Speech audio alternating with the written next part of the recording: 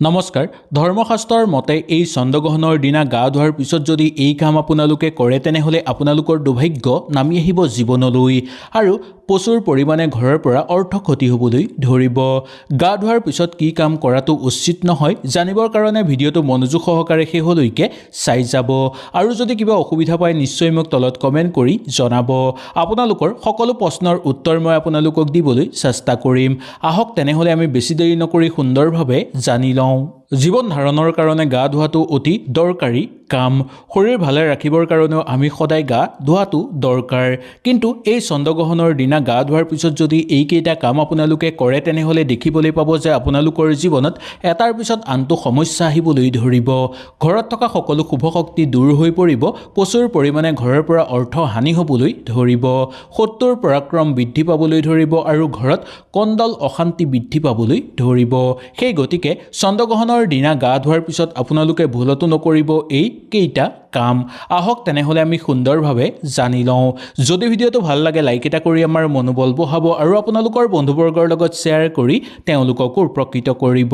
চন্দ্ৰগ্ৰহণৰ দিনা গা ধোৱাৰ পিছত আপোনালোকে তিতা কাপোৰ য'তে ত'তে কেতিয়াও পেলাই থোৱাটো উচিত নহয়।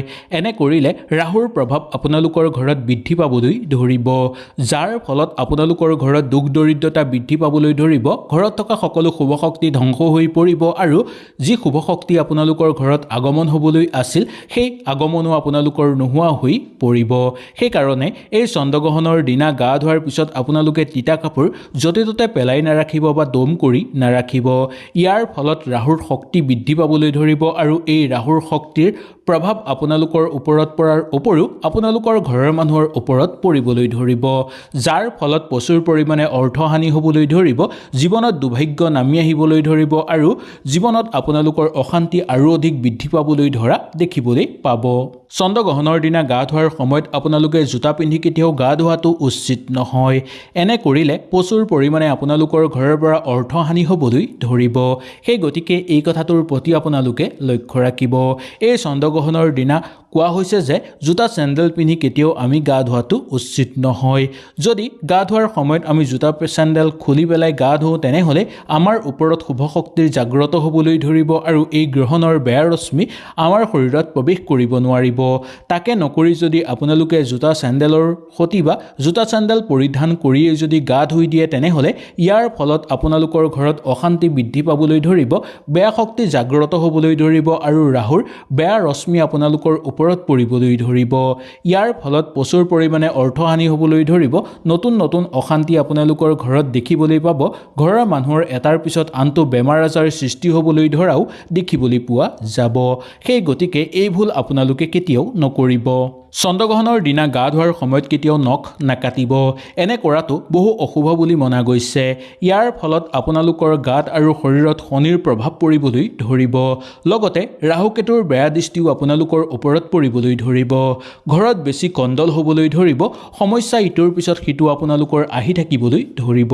সেই গতিকে গা ধোৱাৰ সময়ত আপোনালোকে কেতিয়াও নখ নাকাটিব। এনে কৰিলে আপোনালোকৰ ঘৰত থকা সকলো শুভ শক্তি ঘৰৰ পৰা নোহোৱা হৈ পৰিব, ঘৰত বেয়া শক্তিয়ে ঠাই ল'বলৈ ধৰিব, প্ৰচুৰ পৰিমাণে ঘৰত অশান্তি বৃদ্ধি পাবলৈ ধৰিব, প্ৰচুৰ পৰিমাণে ঘৰৰ পৰা অৰ্থ হানি হ'বলৈ ধৰিব। অৰ্থ আপোনালোকৰ ঘৰত উপাৰ্জন হ'লেও অৰ্থ কেতিয়াও সেই জমা নহ'ব আৰু প্ৰচুৰ পৰিমাণে অৰ্থ হানি হ'ব। উপাৰ্জন কৰা অৰ্থ কেনি ক্ষতি হ'ব আপোনালোকে গমেই নাপাব। সেই গতিকে এই কথাটোৰ প্ৰতি বিশেষকৈ লক্ষ্য ৰাখি খুব সাৱধানতা অৱলম্বন কৰি চলিব। চন্দ্ৰগ্ৰহণৰ দিনা গা ধুই যেতিয়া আপোনালোকে ভিতৰলৈ সোমাব আৰু যোন জেগাত আপোনালোকে বহিব সেই জেগা যাতে আপোনালোকে নখেৰে চিকুটি নাথাকে বা কিবা বস্তু যি যাতে কাটি নাথাকে তাৰ প্ৰতি আপোনালোকে লক্ষ্য ৰাখিব। এনে কৰিলে আপোনালোকৰ জীৱনত বহু বেছি পৰিমাণে অশান্তি বৃদ্ধি পাবলৈ ধৰিব, ঘৰৰ পৰা অৰ্থ হানি হ'বলৈ ধৰিব আৰু জীৱনত বহু অশান্তি আপোনালোকে ভোগ কৰিবলগীয়া হ'ব। আপোনালোকৰ শত্ৰুৰ পৰাক্ৰম বৃদ্ধি পাবলৈ ধৰিব আৰু লগতে ঘৰত দুখ দৰিদ্ৰতা আৰু অকাল বৃদ্ধি পাবলৈ ধৰিব। সৌভাগ্যতা নাহিব আপোনালোকৰ ঘৰলৈ, বৰঞ্চ আপোনাৰ লগতে আপোনালোকৰ পৰিয়ালৰ ওপৰত দুৰ্ভাগ্য বিৰাজ হ'বলৈ ধৰিব। গা ধুই আহি যি জেগাত আপোনালোকে বহিব সেই জেগাত কেতিয়াও নখেৰে চিকুটি নাথাকিব বা কিবা বস্তু দি সেই জেগা কেতিয়াও কাটি নাথাকিব। এনে কৰাটো শাস্ত্ৰৰ মতেও বহু বেছি অশুভ বুলি মনা গৈছে। এনে কাম কৰিলে আপোনালোকৰ ঘৰৰ পৰা সকলো শুভ শক্তি নোহোৱা হৈ পৰিব, ঘৰৰ ভিতৰত বেয়া শক্তি বা নিগেটিভ শক্তি জাগ্ৰত হ'বলৈ ধৰা দেখিবলৈ পোৱা যাব। চন্দ্ৰগ্ৰহণ লাগি থকাৰ সময়ত কেতিয়াও দাৰ কটাৰী বা কোনো ধাৰ থকা বস্তু আপোনালোকে ব্যৱহাৰ নকৰিব। এনে কৰাটো বহু বেছি অশুভ বুলি মনা গৈছে।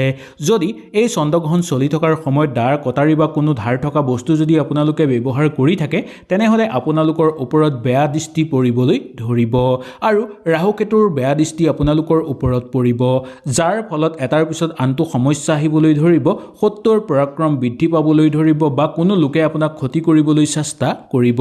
সেই গতিকে এই কথাটোৰ প্ৰতি অলপ সাৱধানতা অৱলম্বন কৰি খুব সাৱধান হৈ চলিবলৈ চেষ্টা কৰিব।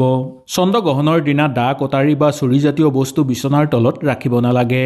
যদি কাৰোবাৰ পৰামৰ্শৰ মতে আপোনালোকে ৰাখিছে তেনেহ'লে একো ক্ষতি নহয়, কিন্তু এনেই আপোনালোকৰ কিবা ভাল হ'ব বুলি কিন্তু কেতিয়াও দা কটাৰী চুৰিজাতীয় বস্তু বিচনাৰ তলত নাৰাখিব। ই হৈছে হিংসাৰ প্ৰতীক। এইবোৰ বস্তু ৰাখিলে মানুহৰ মনত হিংসা বৃদ্ধি পাবলৈ ধৰে, লগতে শত্ৰুৰ পৰাক্ৰমো বৃদ্ধি পাবলৈ ধৰে। এই বস্তু আপোনালোকৰ ঘৰৰ ভিতৰত যদি ৰাখে আপোনালোকৰ জীৱনলৈ দুৰ্ভাগ্য নামি আহিবলৈ ধৰিব আৰু ঘৰত অকাল বৃদ্ধি পাবলৈ ধৰিব। সেই গতিকে এই বস্তুবোৰৰ পৰা যিমান পাৰে দূৰত্ব বজাই ৰাখিবলৈ চেষ্টা কৰিব এই চন্দ্ৰগ্ৰহণৰ দিনা। চন্দ্ৰগ্ৰহণৰ দিনা গা ধোৱাৰ পিছত আপোনালোকে তিতা কাপোৰ য'তে ত'তে কেতিয়াও পেলাই থোৱাটো উচিত নহয়। এনে কৰিলে ৰাহুৰ প্ৰভাৱ আপোনালোকৰ ঘৰত বৃদ্ধি পাবলৈ ধৰিব, যাৰ ফলত আপোনালোকৰ ঘৰত দুখ দৰিদ্ৰতা বৃদ্ধি পাবলৈ ধৰিব, ঘৰত থকা সকলো শুভ শক্তি ধ্বংস হৈ পৰিব আৰু যি শুভ শক্তি আপোনালোকৰ ঘৰত আগমন হ'বলৈ আছিল সেই আগমনো আপোনালোকৰ নোহোৱা হৈ পৰিব। সেইকাৰণে এই চন্দ্ৰগ্ৰহণৰ দিনা গা ধোৱাৰ পিছত আপোনালোকে তিতা কাপোৰ য'তে ত'তে পেলাই নাৰাখিব বা দম কৰি নাৰাখিব। ইয়াৰ ফলত ৰাহুৰ শক্তি বৃদ্ধি পাবলৈ ধৰিব আৰু এই ৰাহুৰ শক্তিৰ প্ৰভাৱ আপোনালোকৰ ওপৰত পৰাৰ উপৰিও আপোনালোকৰ ঘৰৰ মানুহৰ ওপৰত পৰিবলৈ ধৰিব, যাৰ ফলত প্ৰচুৰ পৰিমাণে অৰ্থহানি হ'বলৈ ধৰিব, জীৱনত দুৰ্ভাগ্য নামি আহিবলৈ ধৰিব আৰু জীৱনত আপোনালোকৰ অশান্তি আৰু অধিক বৃদ্ধি পাবলৈ ধৰা দেখিবলৈ পাব। চন্দ্ৰগ্ৰহণৰ দিনা গা ধোৱাৰ সময়ত আপোনালোকে জোতা পিন্ধি কেতিয়াও গা ধোৱাটো উচিত নহয়। এনে কৰিলে প্ৰচুৰ পৰিমাণে আপোনালোকৰ ঘৰৰ পৰা অৰ্থহানি হ'বলৈ ধৰিব। সেই গতিকে এই কথাটোৰ প্ৰতি আপোনালোকে লক্ষ্য ৰাখিব। এই চন্দ্ৰগ্ৰহণৰ দিনা কোৱা হৈছে যে জোতা চেণ্ডেল পিন্ধি কেতিয়াও আমি গা ধোৱাটো উচিত নহয়। যদি গা ধোৱাৰ সময়ত আমি জোতা চেণ্ডেল খুলি পেলাই গা ধোওঁ তেনেহ'লে আমাৰ ওপৰত শুভ শক্তিৰ জাগ্ৰত হ'বলৈ ধৰিব আৰু এই গ্ৰহণৰ বেয়া ৰশ্মি আমাৰ শৰীৰত প্ৰৱেশ কৰিব নোৱাৰিব। তাকে নকৰি যদি আপোনালোকে জোতা চেণ্ডেলৰ সতি বা জোতা চেণ্ডেল পৰিধান কৰিয়েই যদি গা ধুই দিয়ে তেনেহ'লে ইয়াৰ ফলত আপোনালোকৰ ঘৰত অশান্তি বৃদ্ধি পাবলৈ ধৰিব, বেয়া শক্তি জাগ্ৰত হ'বলৈ ধৰিব আৰু ৰাহুৰ বেয়া ৰশ্মি আপোনালোকৰ ওপৰত পৰিবলৈ ধৰিব। ইয়াৰ ফলত প্ৰচুৰ পৰিমাণে অৰ্থহানি হ'বলৈ ধৰিব, নতুন নতুন অশান্তি আপোনালোকৰ ঘৰত দেখিবলৈ পাব, ঘৰৰ মানুহৰ এটাৰ পিছত আনটো বেমাৰ আজাৰ সৃষ্টি হ'বলৈ ধৰাও দেখিবলৈ পোৱা যাব। সেই গতিকে এই ভুল আপোনালোকে কেতিয়াও নকৰিব। হয়তো এই ভিডিঅ'টোৰ যোগেদি আপোনালোকে সুন্দৰভাৱে বুজি পালে। যদি কিবা অসুবিধা পালে নিশ্চয় মোক তলত কমেণ্ট কৰি জনাব। তেনেহ'লে আজিলৈ আপোনালোকৰ ওচৰৰ পৰা বিদায় লৈছোঁ। কালিলৈ পুনৰ আপোনালোকক লগ পোৱাৰ প্ৰতিশ্ৰুতিৰে আজিলৈ নমস্কাৰ।